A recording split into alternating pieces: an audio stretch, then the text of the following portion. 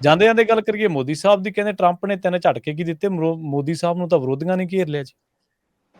ਪ੍ਰਵੀਨ ਜੀ, ਵੈਸੇ ਤਾਂ ਟਰੰਪ ਸਰਕਾਰ ਜਦੋਂ ਦੀ ਹੋਂਦ 'ਚ ਆਈ ਹੈ, ਭਾਰਤ ਨੂੰ ਬਹੁਤ ਝਟਕੇ ਦੇ ਚੁੱਕੀ ਆ। ਨਰਿੰਦਰ ਮੋਦੀ ਦੀ ਹਾਜ਼ਰੀ ਦੇ ਵਿੱਚ ਜਹਾਜ਼ ਭਰ ਕੇ ਹੈ ਨਾ ਬੇੜੀਆਂ ਹਥਕੜੀਆਂ ਲਾ ਕੇ ਮੁੰਡੇ ਭੇਜੇ ਤੇ ਮੋਦੀ ਸਾਹਿਬ ਬੋਲ ਨਹੀਂ ਸਕੇ। ਉਹ ਝਟਕਾ ਸੀ ਜੀ।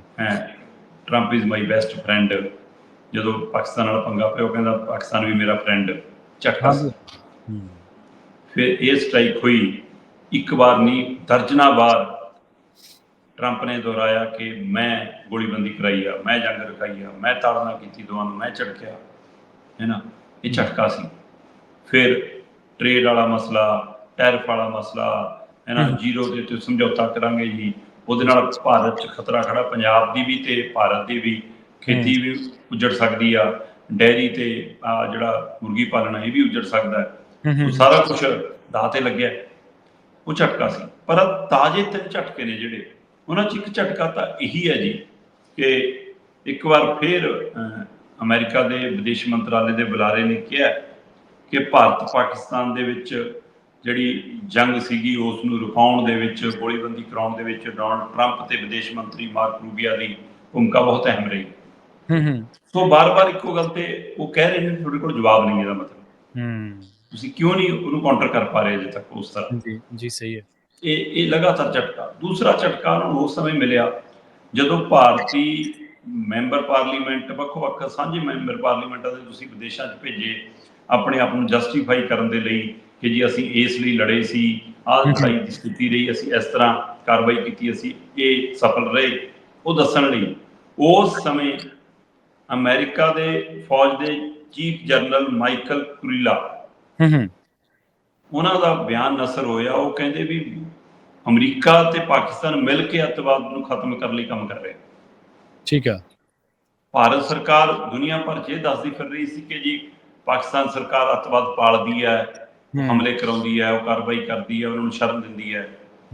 ਤੇ ਅਮਰੀਕਾ ਜਿਹਦਾ ਲਾਦੇਨ 10 ਸਾਲ ਪਾਕਿਸਤਾਨ ਨੇ ਲੁਕੋ ਕੇ ਰੱਖਿਆ ਤੇ ਘਰੇ ਜਾ ਕੇ ਫਿਰ ਮਾਰ ਕੇ ਆਏ। ਤੇ ਹੁਣ ਉਸੇ ਹਵਾਲੇ ਨਾਲ ਅਮਰੀਕਾ ਦੀ ਸਰਕਾਰ, ਟਰੰਪ ਸਰਕਾਰ ਜਾਂ ਉਹਨਾਂ ਦੇ ਫੌਜ ਦੇ ਚੀਫ ਜਨਰਲ ਮਾਈਕਲ ਕੁਰੀਲਾ ਇਹ ਕਹਿ ਰਹੇ ਨੇ ਕਿ ਅਸੀਂ ਤਾਂ ਜੀ ਅੱਤਵਾਦ ਵਿਰੋਧੀ ਜਿਹੜੇ ਸਾਂਝੇ ਪ੍ਰੋਗਰਾਮ ਚਲਾ ਰਹੇ ਹੋ ਪਾਕਿਸਤਾਨ ਨਾਲ ਮਿਲ ਕੇ ਚਲਾ ਰਹੇ, ਸਾਨੂੰ ਬਹੁਤ ਸਹਿਯੋਗ ਕਰ ਰਹੇ। ਇਹ ਭਾਰਤ ਨੂੰ ਝਟਕਾ ਹੈ। ਜੀ ਜੀ ਸਹੀ। ਇੱਥੇ ਹੀ ਨਹੀਂ, ਹੁਣ ਨਰਿੰਦਰ ਮੋਦੀ ਹੋਰਾਂ ਨੂੰ ਕੈਨੇਡਾ ਤੋਂ ਸੱਦਾ ਆ ਗਿਆ ਜੀ 7 ਸੀਕਰਟਸ ਮਿਲਣ ਲਈ ਜੀ। ਇਹ ਉੱਧਰ ਜਾਣਗੇ, ਇਹਨਾਂ ਨੇ ਪ੍ਰਵਾਨ ਕਰ ਲਿਆ ਉਹ ਸੱਦਾ। ਤੇ ਇਸ ਦਿਨ ਨੂੰ ਲੈ ਕੇ ਕੈਨੇਡਾ ਦੇ ਵਿੱਚ ਕੁਝ ਤਣਾਅ ਵੀ ਬਣ ਰਿਹਾ, ਆਮੋ ਸਾਹਮਣੇ ਵੀ ਕੁਝ ਪ੍ਰਕਿਰਿਆ।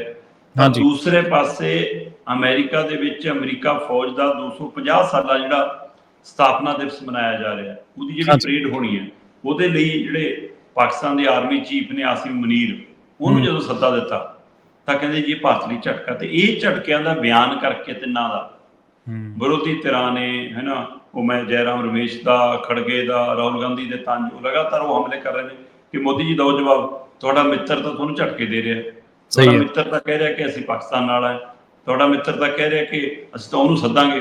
ਸਾਡੇ ਕੋਲ ਕਿਸੇ ਕੋਲ ਕੋਈ ਅਧਿਕਾਰਤ ਜਾਣਕਾਰੀ ਨਹੀਂ ਅਜੇ ਤੱਕ ਕਿ ਇਸ ਪਰੇਡ ਦੇ ਵਿੱਚ ਹਿੱਸਾ ਲੈਣ ਲਈ ਭਾਰਤੀ ਕਿਸੇ ਤਿੰਨੇ ਫੌਜਾਂ ਦੇ ਵਿੱਚੋਂ ਕਿਸੇ ਫੌਜ ਦੇ ਮੁਖੀ ਨੂੰ ਜਾਂ ਤਿੰਨੋਂ ਯੂਨਿਟਾਂ ਦੇ ਸਾਂਝੇ ਨੁਮਾਇੰਦੇ ਨੂੰ ਸੱਦਿਆ ਗਿਆ ਹੋਵੇ, ਕੋਈ ਕਿਸੇ ਕੋਲ ਜਾਣਕਾਰੀ ਨਹੀਂ ਹੈ। ਪਰ ਆਸਿਮ ਮਨੀਰ ਦੀ ਜਾਣਕਾਰੀ ਜਨਤਕ ਹੋ ਗਈ ਹੈ ਕਿ ਉਹਨੂੰ ਸੱਦਿਆ। ਸੋ ਇਹ ਫਿਰ ਝਟਕਾ ਨਹੀਂ ਤਾਂ ਹੋਰ ਕੀ ਹੈ ਜੀ, ਕਦੋਂ ਬੋਲੋਗੇ। ਸਹੀ ਹੈ, ਬਿਲਕੁਲ ਜੀ। ਦੇਖੋ ਕਿੰਨਾ ਕੁ ਚਿਰ ਤੁਸੀਂ ਇਹ ਕਹਿੰਦੇ ਚੀਜ਼ਾਂ ਨੂੰ ਦਬਾਉਂਦੇ ਰਹੋਗੇ। ਦੇਖੋ ਜੀ, ਜੇ ਤੁਸੀਂ ਆਹ ਬਿਆਨ ਦਿਓਗੇ ਤਾਂ ਇਹ ਦੇਸ਼ ਵਿਰੋਧੀ ਹੈ। ਅਕਸਰ 5-7 ਸਾਲ 10 ਸਾਲ ਤੁਸੀਂ ਚੀਜ਼ਾਂ ਨੂੰ ਦਬਾ ਕੇ ਰੱਖ ਲਓਗੇ, ਪਰ ਜਦੋਂ ਤੁਸੀਂ ਇੱਥੇ ਜਾ ਕੇ ਕਹਿ ਕੇ ਜਾਂਦੇ ਹੋ ਕਿ ਅਬ ਕੀ ਬਾਰ ਟਰੰਪ ਸਰਕਾਰ ਤੇ ਉੱਥੇ ਜਾ ਕੇ ਕਹਿੰਦੇ ਹੋ ਕਿ ਟਰੰਪ ਇਜ਼ ਮਾਈ ਫਰੈਂਡ, ਤੇ ਉਹ ਫਿਰ ਲੋਕਾਂ ਨੇ ਸਵਾਲਾਂ ਦੇ ਜਵਾਬ ਤਾਂ ਮੰਗਣੇ ਆ ਨਾ ਤੁਹਾਡੇ ਤੋਂ।